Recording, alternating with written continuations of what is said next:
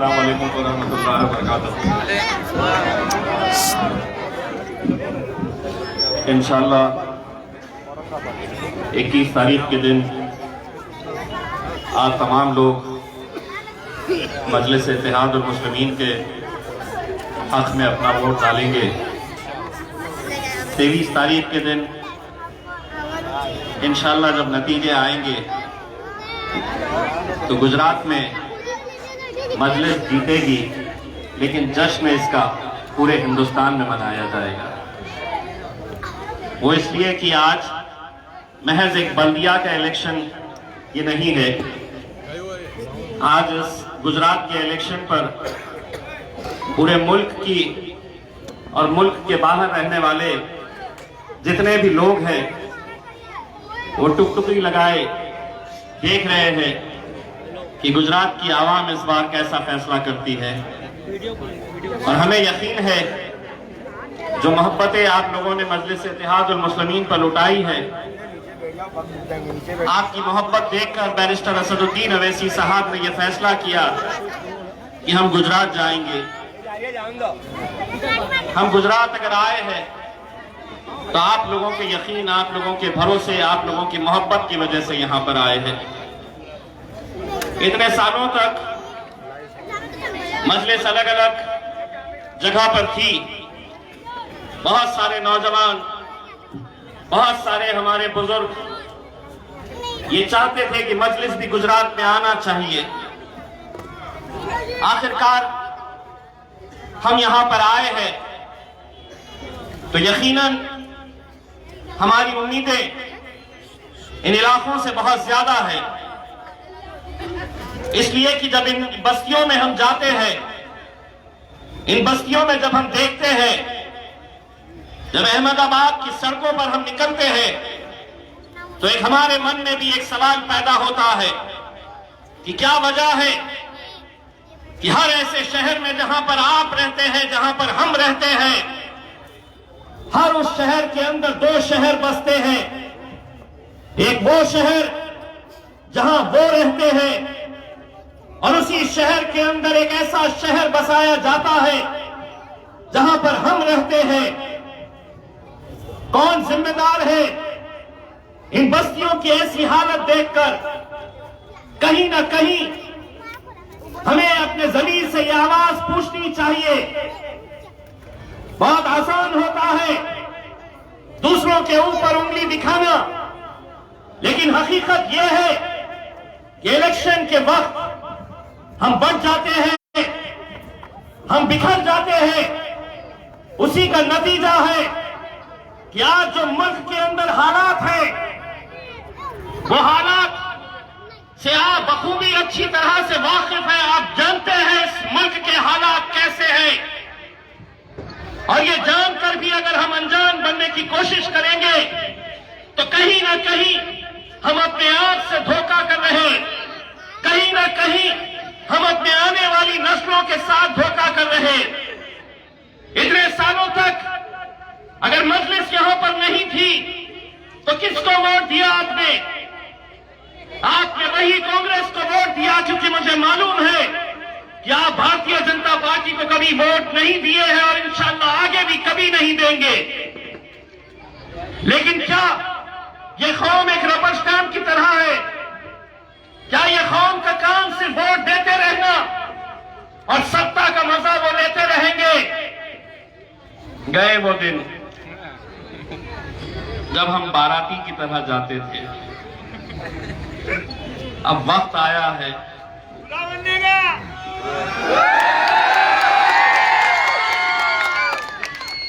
21 तारीख के दिन दूल्हे यही बनेंगे, घोड़ी पर यही चढ़ेंगे, और जो यूं यूं करके दिखा रहे हैं इंशाअल्लाह उन्हें नाचने के लिए बुलाया जाए।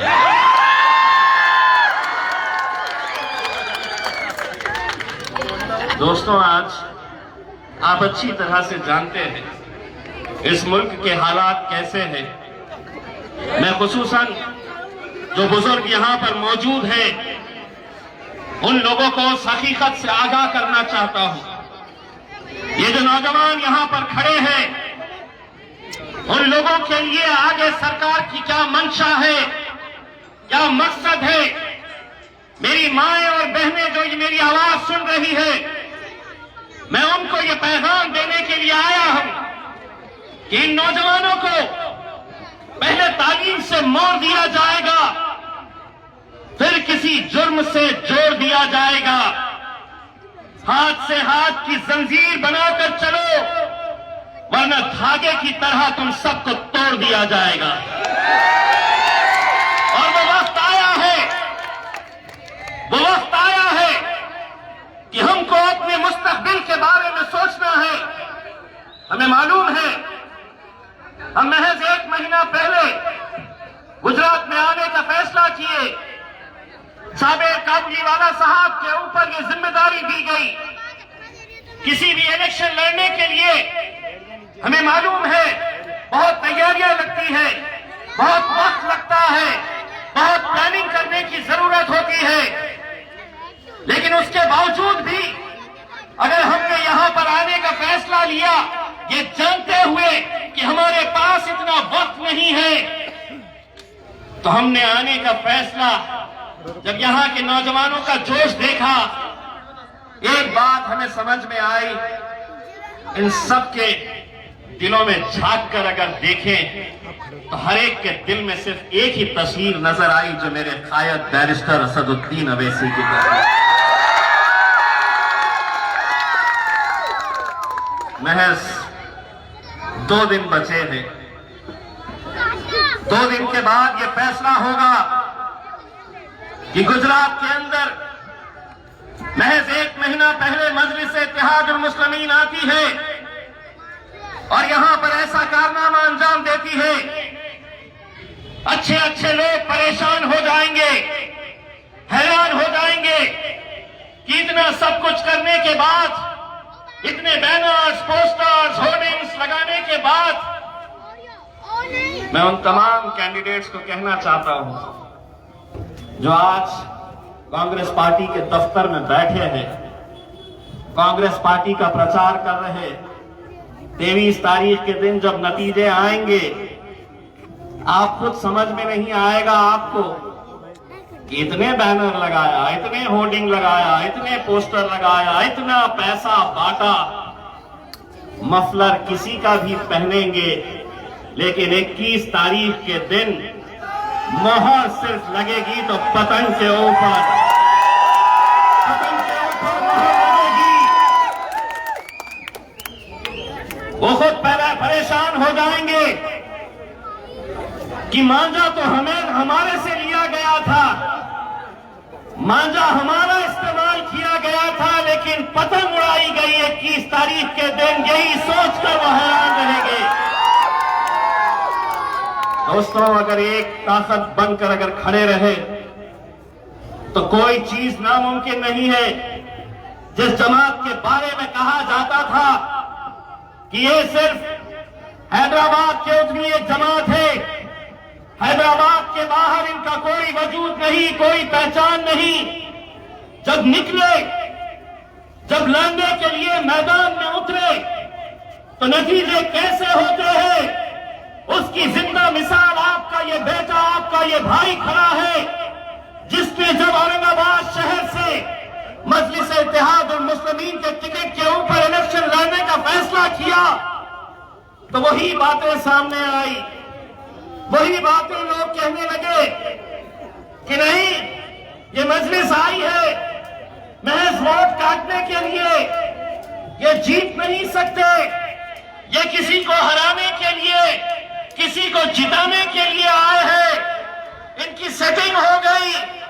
हमने अपनी आवाम से कहा कि इतने सालों तक हमने उनकी सुनी, वो जैसा कहते थे हम करते थे।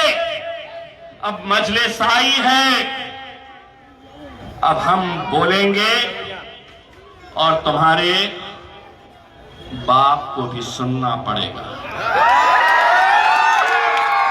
सुनना पड़ेगा तुम्हें, क्योंकि इतने सालों तक तुमने इस कौम का सिर्फ इस्तेमाल किया है। आज हम अपने अधिकार, अपने हक की बात कर रहे, कि ये जो खड़ा है ये 1 लाख वोट लेगा। असद साहब अगर आ जाएंगे जलसे ले लेंगे, 1.5 लाख वोट से ज्यादा नहीं लेगा। हम अपनी आवाम से कहा, एक बार मुत्तहिद हो के बताओ, एक बार अपनी ताकत साबित करो। और अल्हम्दुलिल्लाह ऐसा धक्का लगाई आवाम ने कि मेरे शहर में पिछले 20 सालों से लगातार शिवसेना का सांसद जीत कर आता था। जब हम मैदान में उतरे तो यही कांग्रेस के बड़े बड़े दिग्गज नेता आए और यही राग जपने लगे कि नहीं, अब ये मजलिस खड़ी है, अब ये सेना को लड़ने की जरूरत नहीं है, वैसे भी जीत गए। हमने अपनी आवाम से कहा, एक धक्का लगाओ, ऐसा धक्का लगाए कि 4 लाख वोट हासिल करके 20 साल की शिवसेना को हमने वहां से उखाड़ फेंका और मजलिस का झंडा हमने हमारा लहराया। अगर हम ये औरंगाबाद में कर सकते थे तो ये अहमदाबाद में क्यों नहीं हो सकता है? आप लोगों को मुझे असदुद्दीन अवैसी साहब की तरफ से ये गवाही देनी होगी। आप लोगों को असद साहब को एक पैगाम देना होगा, दोनों हाथ ऊंचे करके कि असद साहब हम तुम्हारे साथ हैं, असद साहब हम तुम्हारे साथ हैं।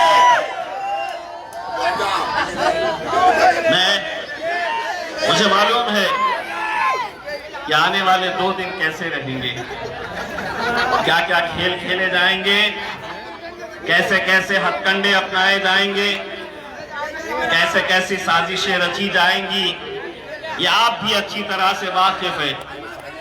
साबिर भाई बता रहे थे कि गुजरात में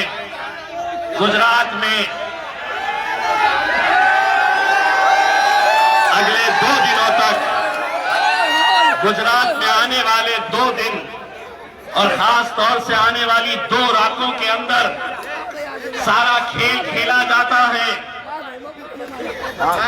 सारा खेल खेला जाता है, पैसा फेंका जाएगा, कीमतें लगाई जाएंगी। बताओ तुम्हारी क्या कीमत है? वोटों को खरीदने की कोशिशें की जाएगी। ये होता आया है, ये हर जगह होता आया है। लेकिन अगर कोई आया पैसा लेकर तो उसे एक बात अहमदाबाद की आवाम की तरफ से जरूर बताना कि पैसे से बाजार में कुत्ते और बिल्ली के बच्चे बिकते हैं, शेर के बच्चे की कीमत नहीं लगाई जाती है। अभी देखे हैं बाजार में कोई शेर का बच्चा बिकते हुए, और अल्हम्दुलिल्लाह हमें पूरा यकीन है कि साबिर भाई के इस इलाके में अगर नौजवान भी हो, बुजुर्ग भी हो, हमारी माँ और बहनें क्यों ना हो, 21 तारीख के दिन ये शेर का रूप धारण करके वोट डालने के लिए निकलेगी। दोस्तों, मैं जब पार्लियामेंट के अंदर, ये अल्लाह का लाख लाख शुक्र है, ये कहते थे ये एक ही सांसद है, ये एक ही सांसद रहेगा, बैरिस्टर असदुद्दीन अवैसी, ये 1 के 2 कभी नहीं हो गए। अब हम 2 हो गए। तो एक भाजपा वाले ने कहा कि 2 ही तो है। मैंने कहा 20 साल पहले याद कर, भाजपा के कितने सांसद थे? 2। अगर वो 2 से 300 आ सकते हैं तो इंशाअल्लाह मजलिस भी 2 से आगे बढ़ सकती है। हमारा यकीन तो अपने रब के ऊपर है। हमारा काम है मेहनत करना, नतीजे ये नहीं सोचना कि नतीजा क्या होने वाला है। हमारा काम यही है कि हमने शिद्दत के साथ मेहनत करना है और नतीजों का फैसला हम अपने रब पर छोड़ना है, अपने रब पर छोड़ना है। इसीलिए आज ये वक्त की जरूरत है। मैं पार्लियामेंट के अंदर असद साहब को जब देखता हूं, पूरी दुनिया ने देखा, जाफर भाई ने जैसा बताया कि हमारे शरीयत का कानून जब बदला जा रहा था, उस वक्त असद साहब ने किस तरह का फैसला लिया। जब CA/NRC का बिल लाया गया तो 550 का ऐवान, और उस ऐवान के अंदर एक शख्स शेरवानी, टोपी, दाढ़ी, अल्हम्दुलिल्लाह पूरे के पूरे एक तरफ जब वो खड़े रहते हैं तो हमारे ताल्लुक से कैसे कैसे नारे लगाए जाते हैं, ये हम हर रोज उस ऐवान के अंदर महसूस करते हैं।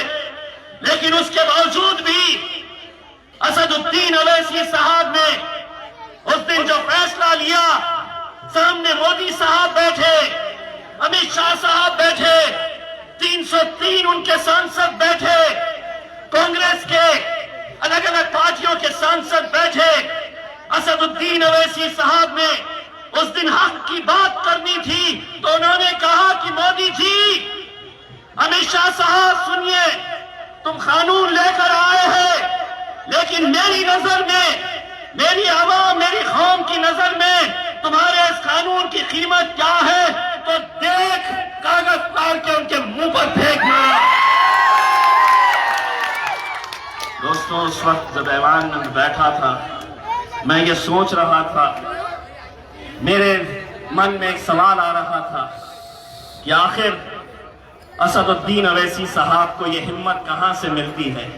एक अकेला शख्स खड़े रहकर भरी ऐवान के अंदर ये इतनी बड़ी जुर्रत का काम करता है, तो मेरे मन में एक सवाल आता है कि आखिर उन्हें ये हिम्मत कहां से मिलती है। जब मैं अहमदाबाद आता हूं और यहां पर इतने सारे लोगों को देखता हूं, तब मेरा यकीन पुख्ता हो जाता है कि असदुद्दीन अवैसी साहब को ये हिम्मत और ताकत यहां से मिलती है। मेरे भाई, यहां से मिलती है। आप लोग हैं वो ताकत, और यही ताकत आप लोगों को बनाए रखना है। 23 तारीख के दिन हम लोग बड़ी बेसब्री के साथ, हम तो मेहमान बनकर आपके पास आए हैं। यहाँ पर 19 तारीख के दिन हम यहाँ से निकलकर चले जाएंगे, लेकिन जब 23 तारीख के दिन जब नतीजे आएंगे और यहाँ की फिजाओं के अंदर जब हरे रंग को और पतंग की निशानी को जब हम देखेंगे, तो हमें भी फख्र होना चाहिएगा कि इम्तियाज जलील, आपका बेटा, आपका भाई भी आप लोगों के बीच आया था इस बार इत्तेहाद की भीख मांगने के लिए। मैं आप लोगों से इत्तेहाद की भीख मांगने के लिए आया हूं। बस दोस्तों, इस बार मायूस नहीं करना। मुझे मालूम है कि कैसे कैसे साजिशें इस अहमदाबाद में हो रही है। भाजपा चाहती है कि कांग्रेस जीत जाए चलेगा, कांग्रेस चाहती है कि भाजपा जीत जाए चलेगा, लेकिन तीसरा खिलाड़ी मैदान में आना नहीं चाहिए। लेकिन इतने सालों तक एक कुर्सी के पीछे कभी वो बैठते, कभी ये बैठते, अब हमें वो कला आ गई कि दोनों को कैसे गिराकर उस कुर्सी को